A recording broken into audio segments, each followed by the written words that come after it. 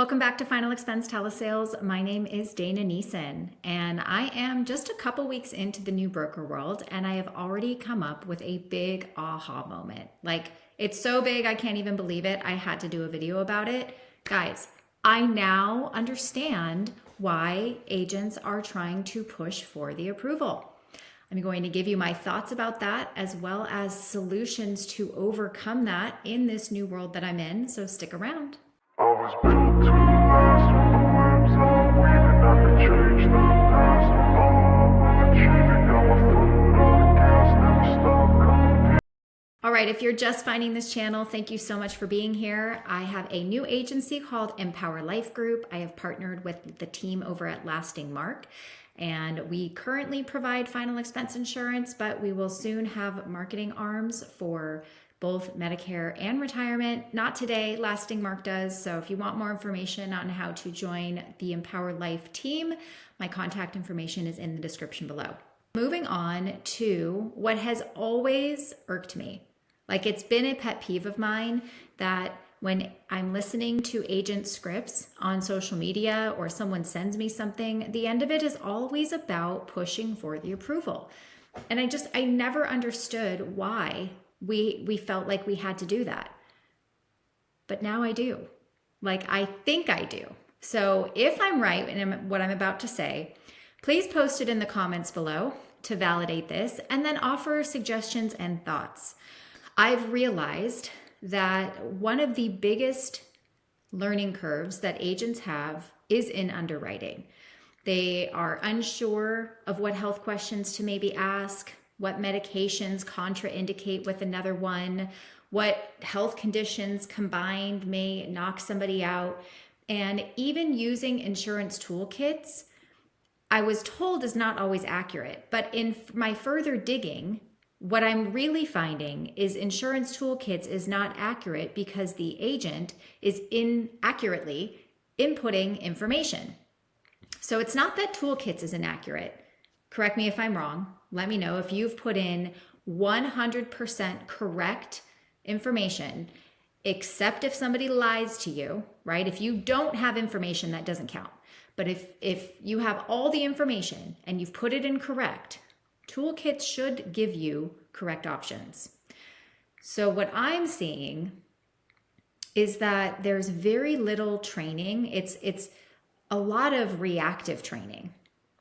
Just write applications and learn from your mistakes.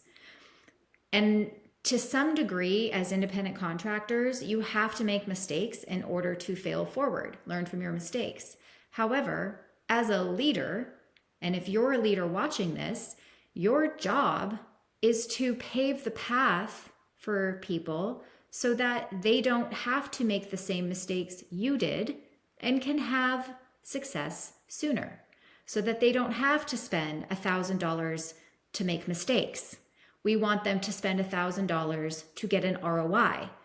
But if we are just sending them out there to make mistakes and learn as you go, then you're not only asking them to memorize a script, to memorize objections, work on tonality, don't look at the script or you won't listen to the client. Oh, by the way, you also have to make sure you do your underwriting correctly so that you recommend the right company and you don't get a decline. This is even true if you're only setting agents up with 3 carriers. For example, yesterday, and I'm the first to admit when I mess up, because this is what I'm doing, I'm learning. So if you guys want to laugh at me, feel free to laugh. I'm totally okay with it. Yesterday, I got a lead on the phone, and he had just gotten $10,000 in coverage for $100 a month from Colonial Penn, and he wanted more coverage.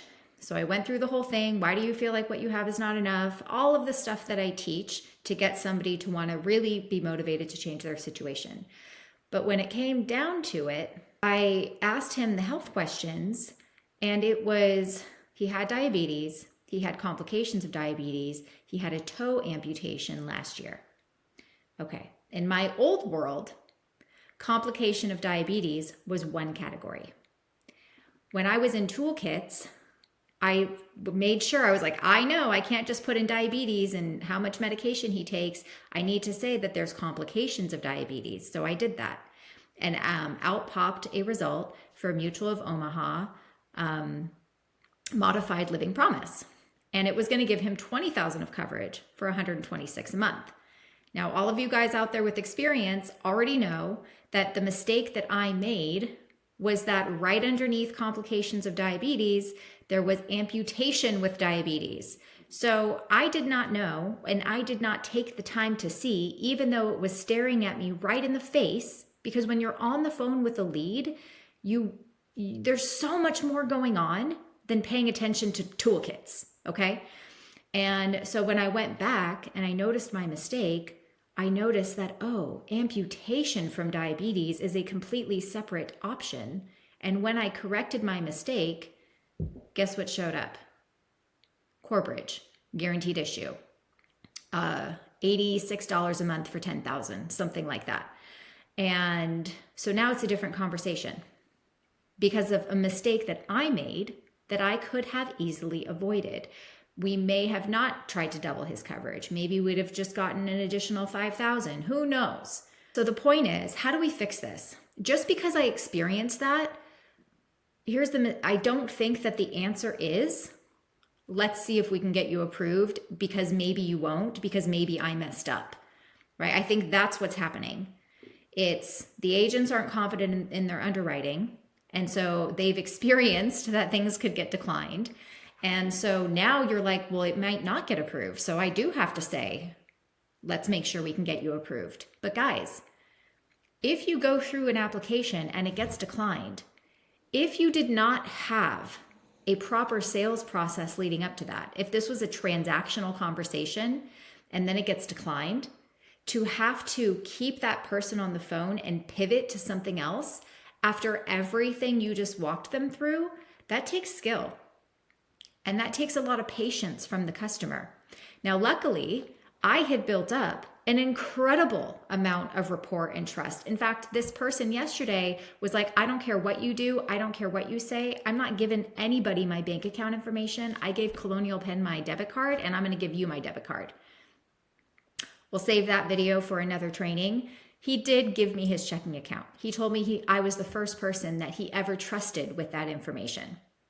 So once I developed that level of trust and I got a decline, well, first of all, it was late and I had to take my daughter to gymnastics. And so I made the choice to pivot and do a callback today, which I have not yet done yet for a guaranteed issue. I do know that Sika is an option for anybody that's going to let me know that I can do level coverage with Sika. Sika is not in New Hampshire, so I can't do that. My only option is guaranteed issue. If there are any other options, please let me know. I'm happy to look.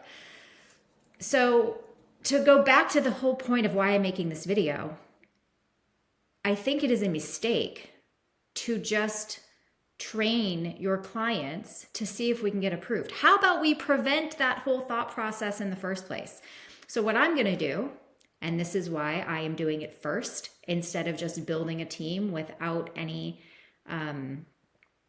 experience doing it myself, is I'm going to create training modules with simulations, have people get toolkits, and I'm going to give them a series of fake customers with health conditions and medications, and you're going to tell me which carrier is the most likely to apply for and how much the premium would be.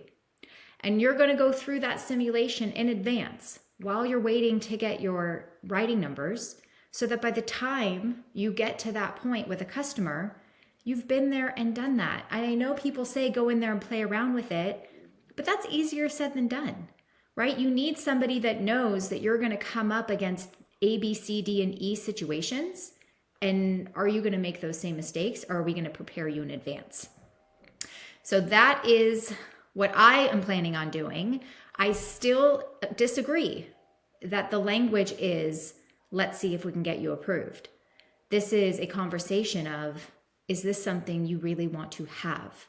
And if that ends in a non-approval or an approval, that's the outcome either way.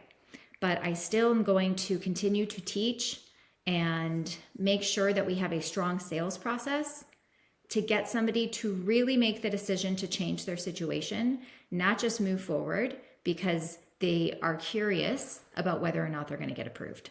So thank you for watching. I hope you enjoyed.